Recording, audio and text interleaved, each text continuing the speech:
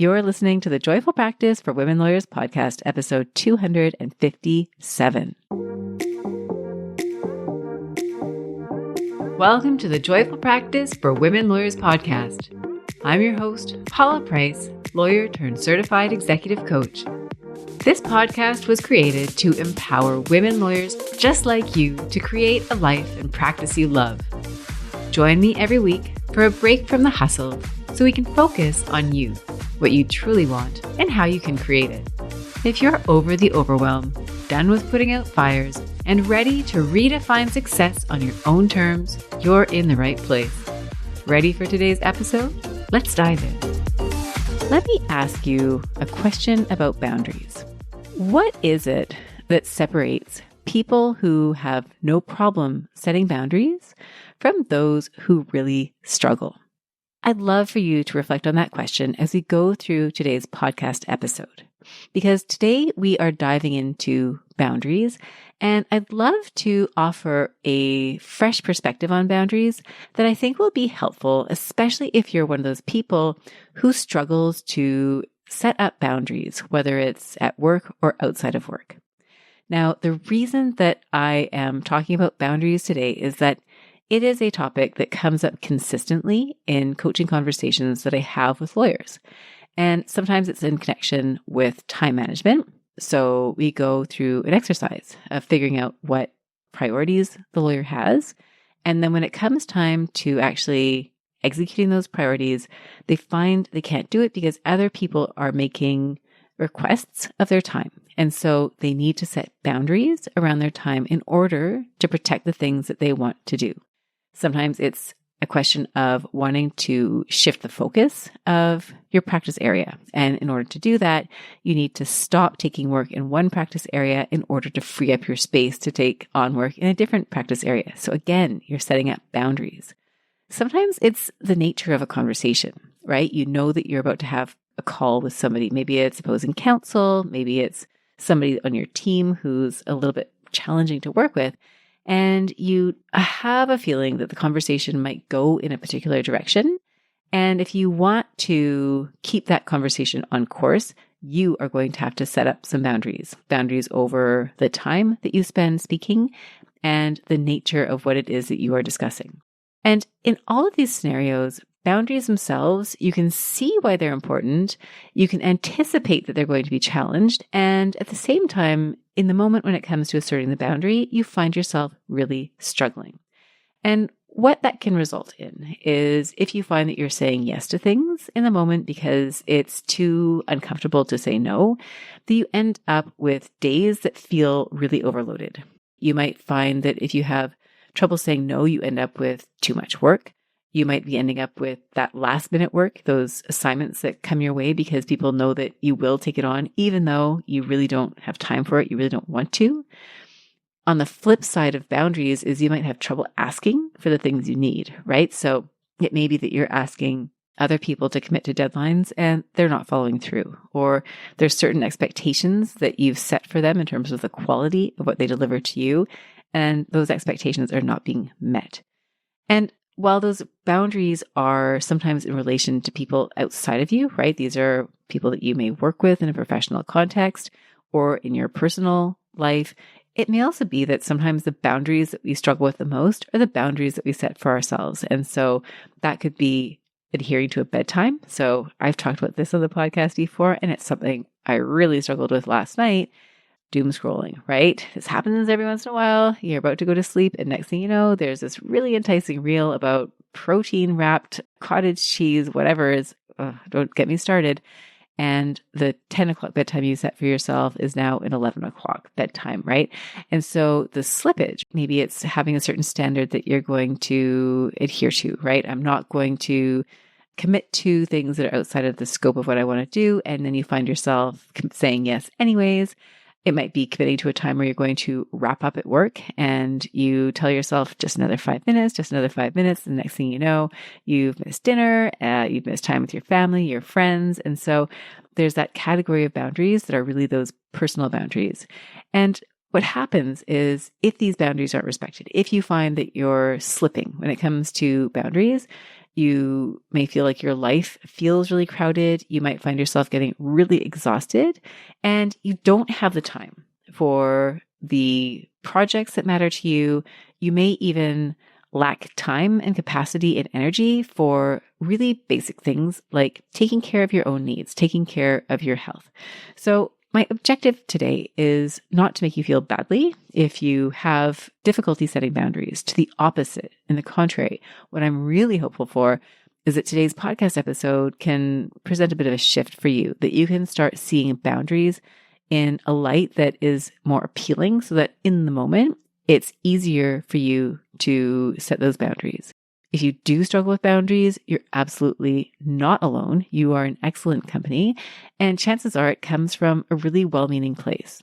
I work with so many lawyers who want to take on more because they're trying to be helpful. They're trying to contribute. They're trying to give value to their colleagues, to their clients, to their families, to their friends, to people in their community. I mean, this comes from a place of service. And you may feel like you want to make other people happy. If you say yes, they will be happy because the job is getting done.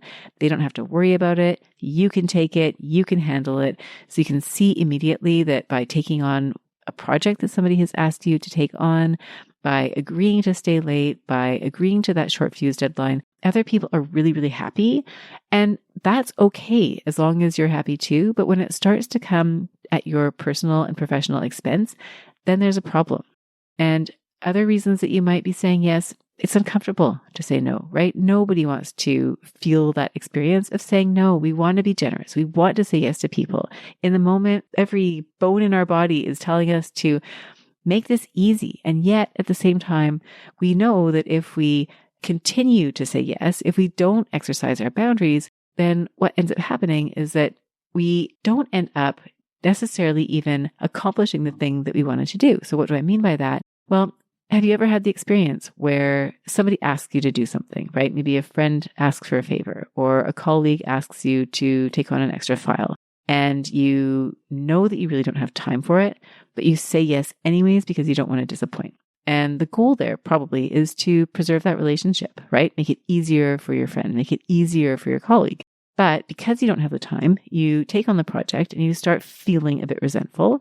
You start feeling really tired, maybe. Maybe you've overcommitted and so you cannot give the project the time and attention that it deserves. And next thing you know, instead of building a stronger relationship with that person, you actually start to develop almost like an acrimonious relationship with that person, right? Things start to fall apart. You start to feel resentful. They start to feel resentful.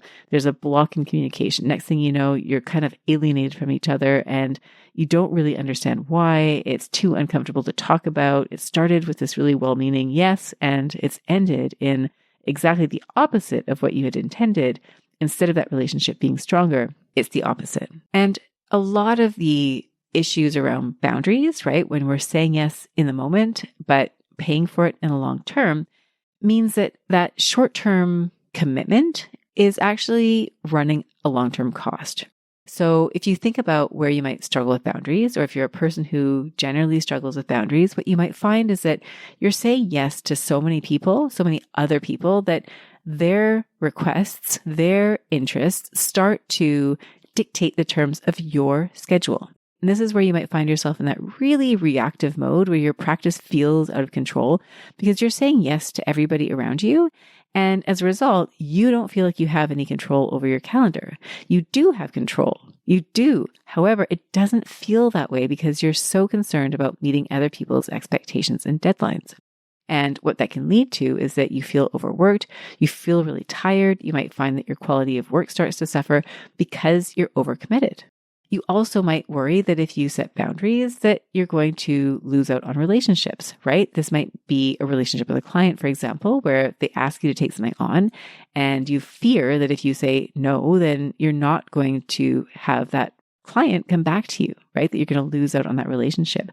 Could be an internal client, a lawyer who often refers work to you within your organization, or it could be an external client. And so that choice of making a decision to not take something on can feel like it's going to cost you a relationship. But going back to that earlier example, if you take on that project and you truly don't have capacity to do it to the quality that it needs to be done, you may be jeopardizing that relationship. So what you find yourself in is the situation where you're running at full speed, right? You're not 100%, you're 200%. You're trying to make everybody happy. In the end, not everybody is really happy. You certainly aren't happy. And you keep telling yourself, this isn't sustainable. How am I going to make this work? So then you get to the obvious conclusion, right? And this is what we all hear all the time, is you need to set better boundaries. But boundaries as a term has received such negative press, if you ask me, that we all almost like, well, maybe not all, but I certainly feel almost like a shudder go down my spine when I think of the word boundary. The connotations of boundary is that you're kind of putting your elbows up and you're not being a team player. You're not helping other people when you set a boundary. If you work in an organization where there's a culture of saying yes, there might be a way of saying yes, but saying no, or saying no, but saying yes. I mean, you're wanting to be strategic and articulate about the way that you articulate a boundary, but the focus may be, in your mind at least, the fact that you're not doing something for somebody else. And when you think about a boundary as a negative, when you think about it almost like a giant red stop sign in your mind's eye, right? That's what I see when I see boundary. I see a giant no, a big red hexagon with stop in the middle of it. You are a barrier. You're stopping somebody from getting what they want. When boundary brings that feeling, that image to mind, it's natural that you're going to feel badly about doing it. You're not going to want to do it. And the way that you communicate that boundary is going to feel defensive. It's like, you want me to do this thing. I know I really should do this thing to help you out, but I'm going to have to say no. I'm going to have to exert this boundary. And so that conversation can feel really uncomfortable because it's coming from this place of almost imposing or inflicting pain on somebody because you are saying no. So if that's the way that you feel about boundaries, you see it as a very restrictive thing, then it makes sense that you wouldn't want to be asserting boundaries because you see yourself as potentially imposing harm or inconveniencing or causing discomfort or great pain even to other people. So today's episode, it's short and sweet, but what I'm hoping you'll take away from it is that there's a completely different way that you can think about boundaries such that they are not this dominant and restrictive thing that you inflict on others. It's not a weapon, but rather, what if a boundary was something that was more in the nature of a protection, right? What if it was a strategic tool that you would be using that instead of hindering somebody else's progress, advances something that really, really matters. So you might think about it as the boundary is the thing that is going to protect the thing that is very important. So in your mind's eye, for example, you might think about a cell wall. If you've ever seen a cell under a microscope or a picture of a cell under a microscope, you'll notice this usually round glob of something. There's the cell and it's got all the little ingredients that go into a cell. It's been a long time since I studied cells, but there's some mitochondria in there and a few other things. And around the perimeter of the cell is a membrane, and that membrane protects and keeps shape of that cell. That wall is also, that membrane is also permeable, right? You'll hear of things that go in and out of cells, nutrients, vitamins, whatever it is, things that go inside and out of a cell wall. So if you think of your boundary, already you can see that that boundary is there to protect, like a cell wall is protecting. You'll see that that boundary is somewhat permeable. A boundary doesn't have to be rigid. It's not necessarily a black or white type of thing. There's room for discussion. There's room for compromise. And it is essential for the integrity of that cell to exist that it have a boundary, that it have a barrier to protect it from external forces. So if we look at that from the perspective of you as a professional, if you take that same image and you compare that to a stop sign, right? If the boundary in one view is a stop sign that's putting a halt to all things versus a membrane around something that you want to protect, then the next question becomes, well, how does that work at a practical level? How would that work in your workplace or in your personal life? What I'd love for you to think about is in your world, in your professional life, what are the things that you would put inside your cell wall? If you were deciding that the boundaries are simply a perimeter, there's a bunch of things that I need to protect. What are those things? Some things that come to mind, well, it could be the quality of the product that you're delivering to your client. Your clients have objectives. You want to help your clients meet those objectives. And so the work that you need to do, the work that you need to oversee, the steps that you need to take, the planning you need to do, all that goes inside of the cell wall. It may be that you have team members that you need to nurture and mentor. And so that act of mentoring and nurturing, that goes inside of the cell wall. It may be that you have a really big project that you need to finish. Maybe it's a non-billable project. Maybe you need to do some business development and it's a priority. It's important, but it's not particularly urgent, but you need to prioritize that. Maybe that's something that goes inside of the cell wall. And when you look at the effect of what these things all create, right? If you're doing excellent work for your clients, you're building a team that is really supported. You're developing business with clients who really are needing and wanting the services that you provide.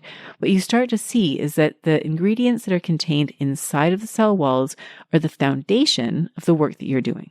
You might also look at it from the perspective of your values, right? If there are things that are really important to you in terms of the way that you relate to other people. So I think about this in the context of parenting. If you're a parent, then you know that sometimes you're going to need to set boundaries. And depending on your child, you may be setting a lot of boundaries. And every time you say no, you're probably thinking, ugh, I'm such a terrible person. I'm so restrictive. But when you look at those little no's and you look at what the big yes is at the end of the day, chances are the no's aren't there because you're trying to torture your child or deprive your child of candy or screen time or something that they're requesting. The no's are there because what you really value is that your child is learning to make healthy decisions, that your child is spending time outside, that your child is doing things IRL instead of on a screen sometimes. And so depending on your child, depending on the boundaries, depending on what it is that you're trying to protect, the internal piece of it will look different. The boundary is going to require some limits. And when we start to see the boundary as something a little bit more narrow, something that is a slim, it's a film, it's a membrane over something bigger, as opposed to the full event, the giant red stop sign, then we can start to see how it plays a role in protecting whatever it is that falls within the membrane of the cell wall.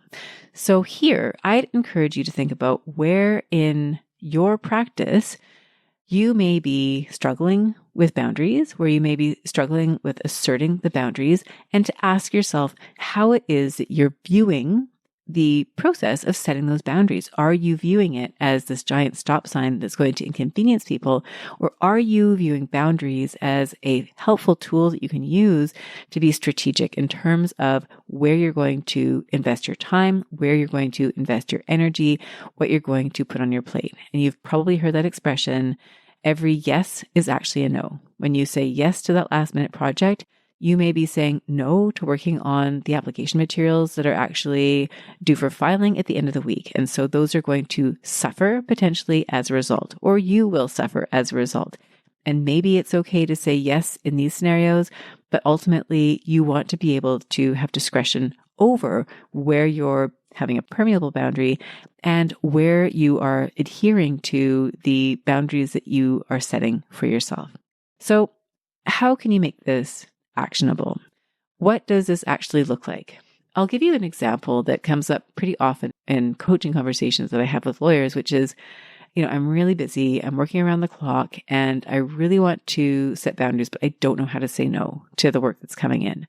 And this is a delicate conversation to be having with another lawyer, with a colleague, with a client, because we don't want to alienate people. We don't want to say no for no reason. And so in my mind, the best way to be able to start enforcing or expressing boundaries, or both ideally, is to understand what it is you're protecting. So if you're at a firm, for example, and there's an expectation that you're going to deliver a certain amount of work, you're going to record a certain number of hours, you're going to contribute on a certain number of files, then we don't really want to be saying no and then doing nothing at all. It doesn't really look very good, and it doesn't really get you closer to where you want to be. If you're turning away work, but then you're not doing something in its place, that can be problematic.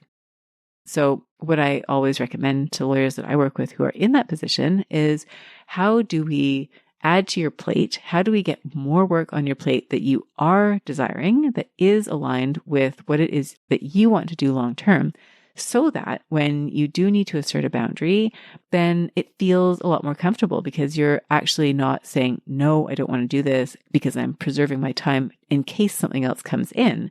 You're doing the work required to generate that fresh work, that work that is more aligned. And then when the other work comes in, you're able to say, I'd love to help you with that. Here's the challenge. I've got this on my plate. We're going to have to find a way to make this work. Or I can do what you're asking, but it's not going to be on the timeline that you had requested. You're able then to prioritize the work that you need to work on. And that may mean that you're doing less of that work that you're maybe trying to move away from. Now, another example where I see this being a challenge is sometimes you're taking on work because you want to say yes, and there's a time management, I want to say maybe a lack of time management or planning that's going on behind the scenes. So you're really excited, right? A project comes in, you think that sounds really great. I'd love to take it on. But you may not have a very clear grasp of what your calendar actually looks like. You may have a sense of what's on your plate, but you say yes, not really conscious of all the things that are required of you over the span of the time frame that you'll need to work on that thing you just took on. So an example of that is maybe you've got a deadline, a filing deadline on a Friday, it's a Monday, and somebody comes to you with a last minute out of the blue project, and you need time to work on the filing materials. There's a few short-term deadlines that you need to meet in order to meet that Friday deadline. And so you say yes to the short-term or the last-minute project. And next thing you know, you've got these two really tight deadlines. They're competing hand in hand. You're going crazy. You're trying to find things. And then you remember, oh, wait, there's that third project I wasn't even aware of, and that's due on Monday. Now what? And so if you find yourself in that position, what could be happening is that you may not have a really clear sense at the beginning of the week, for example, of what it is that's on your plate. Now, again, if you've got a really clear handle about what's on your agenda, then when you're having that conversation about whether to say yes or whether to say no, already you've got built in this idea that, okay, do I even have capacity? That question will be a lot more alive in your mind's eye because you'll have just seen your schedule and you'll be able to have that conversation. Well, I'd love to help you. Here's what my timeline looks like for these other projects. Can we make this work? How can we make this work? So that's one way to address this idea of boundaries, right? You may say yes, but at a later time. And it may also be that that person seeing what you have on your plate is now thinking, okay, maybe you're not exactly the right person for this because what I really need is somebody who can commit 24/7 over the next 3 days. You're not that person. And then they will move on and try to find somebody else. So the idea here is we want you thinking about how the no isn't so much a no, I don't want to help you. It is a, I am protecting these things over here that require protection. And as a result, I can do what you're asking, but in a different way, in a different timeline, or I can't do it and give it the attention that it deserves, or, it's no longer something that I am prepared to do. I mean, that's really taking a further stand. So that might be a little bit more than setting a boundary in the nature of, I can't do this for you. This might be more of like a long-term, I need to talk to you about where my practice is moving type of conversation. But the idea here is that instead of that boundary being this really restrictive thing, this no for the person who's hearing it, it's, I'm doing this from a place of preserving the things that are contained inside, this notional cell membrane. So if you're trying to create more boundaries, if you're trying to actually work up the nerve, the courage to implement boundaries, and this is resonating with you, then here's how you might approach this. Often when people start talking about boundaries and saying, I need to create more boundaries, they start with the restrictions. They start with the things that they don't want to do. Well, maybe I should stop taking work on weekends. Maybe I should stop saying yes to things. Maybe I should stop. And that's where they begin. I would encourage you to start in a different place. I would encourage you to start with what you are trying to build. So in your practice, you might think about what you're working on currently, the types of files, who you're working with, and identify the things that you really love and the things that you want to do more of, and to create a list for yourself so that you've really turned your mind to it, so that you've got a record of it for yourself. When you externalize, it becomes more real. So what does that look like for you? Can you get really granular? Is there a percentage of what you want to practice? I want to do 60% M&A and 60% regular business. I want to do 60% litigation, 40% drafting. I want to do 30% advisory, 70% sort of more on the ground. What does it look like for you, right? And start thinking about the goals that you have for your practice, the quality of work you're trying to deliver, the projects that you're trying to advance, and create a list of priorities. You may even go so far as to put those on a calendar. I love doing that exercise with my clients, where you actually take a calendar, an actual physical, whether it's digital or on paper calendar, print out what a week looks like, and start putting time slots in. What does that actually look like when you put all the things that you want to do into your calendar? What does that look like? What would be your ideal week? What do you want to prioritize? And when you start to look at it that way, then when you start to set boundaries, you understand why, right? If you're at a stage of life where you've got a young family and your practice was built on a pile of yeses, and now in order to maintain integrity with your values, where you want to spend time with your family, you want to spend time professionally, advancing, serving, but the percentage has changed, then it may mean that in order to preserve that relationship with your family, to be the parent that you want to be, that means that there's going to be a certain number of no's. So what are the things that you're going to have to draw a boundary around? What are going to be the default, I would love to help you, but I can't type of things, versus what are the absolute yeses? These are non-negotiable. I absolutely must do these things. And so doing a visual of a week can really help you see where your time goes, see where you might need to draw boundaries.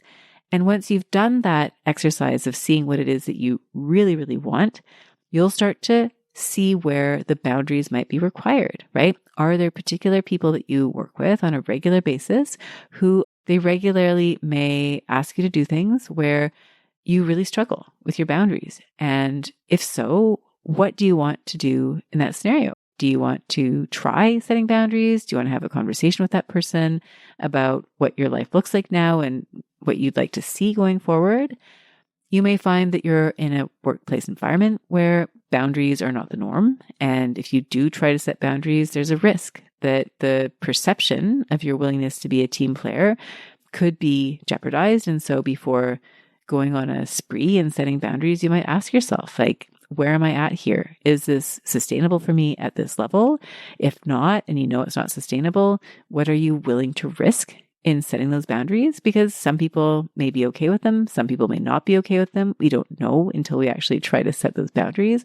So you might do some really deep reflection on that. What is it that you're willing to risk here in setting a boundary? And the goal is to first identify what it is that matters. What are you protecting? What's important to you? What are your goals? What are your values? Where do you want to spend your time?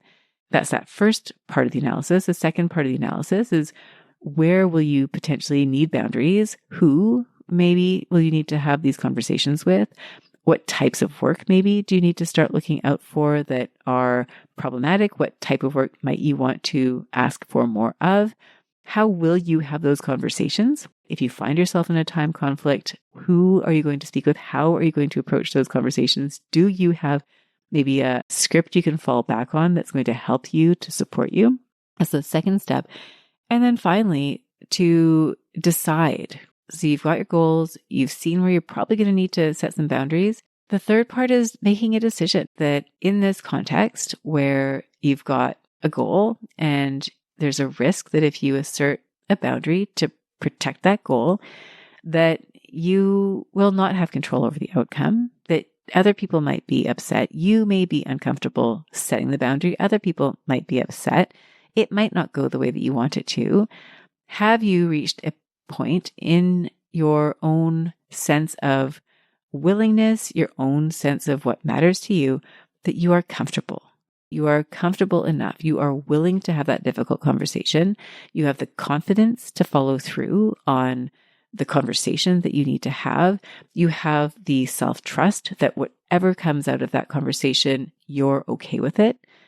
And at that point, that's when you'll feel ready. That's when you will start to be that person who is setting the boundary, who is implementing the boundary, who's willing to take the risk of setting the boundary.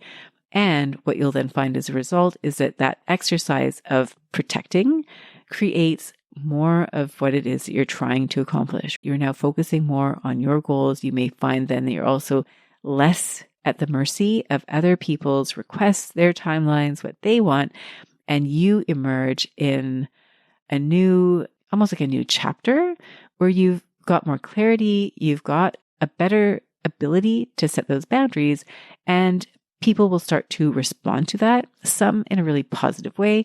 And yes, in some cases, maybe not in the most positive way.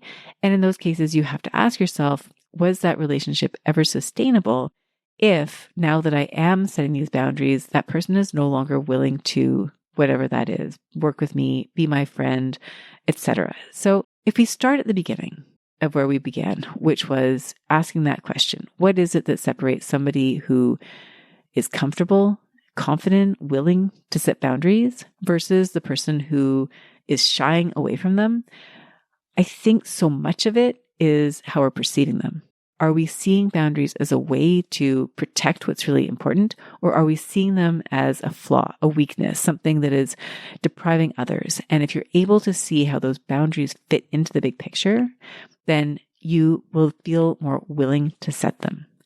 That requires knowing where it is that you want to go. So if right now you find other people's interests are dominating over your interests, we want to take a step back and reestablish connection with what it is that's important to you. Because when you have that clarity, when you know what really matters, when you feel anchored and drawn to the goals that you have, the values that you have, then the exercise of boundaries feels a lot more congruent. It feels a lot more in alignment with service than that initial perception of it being something that is limiting or harming others.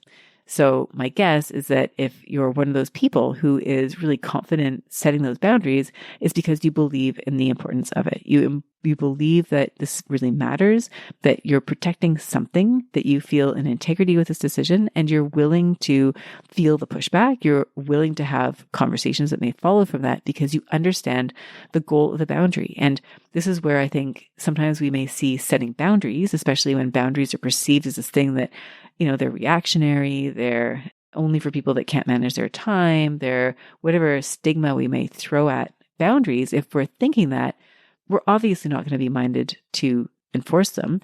But if we're thinking of boundaries as a sign of strength, that this is really my way of advocating for my clients, for myself, for what's really important, it shifts the energy. We're no longer feeling so apologetic. We may feel empathetic. We may offer up solutions. We're seeing those boundaries as being something that overall is net positive versus something that is overall negative. And if you go back to the title of this podcast episode, all those little no's are what allow you to reach that big yes.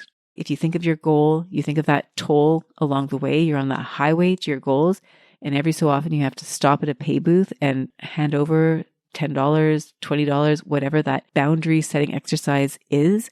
It's allowing you to stay forward, to stay on course, to get to where you really want to go.